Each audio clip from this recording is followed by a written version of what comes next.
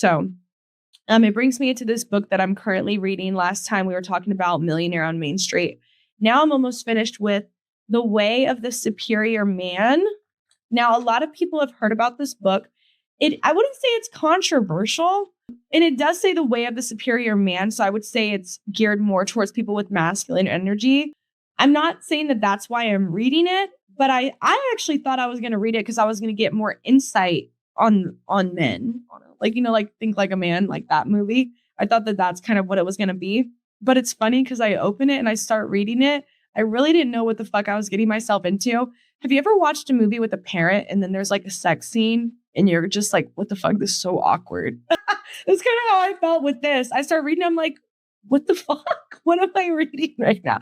Because a lot of it is very sexual. It's about a lot of sexual energy, about feminine energy, masculine energy, but ultimately, like literally, they talk about orgasms and erections and a lot of different sexual things. So if that's your forte, this is the book for you. However, it's not all about that, and it has some great nuggets. It really, really does.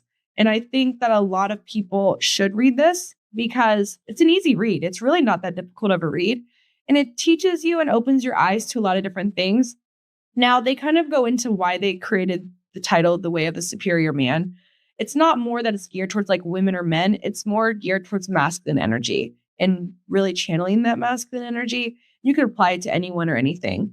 So there's a lot of, like I said, great chapters in it, great nuggets. But I think one of my favorites that I've been telling a lot of people about when I have conversations, because one of the first things I'll ask someone when I'm having a deep conversation with them and they kind of like give me some insight on their life is I'll be like, oh, have you read this book? Have you read that book?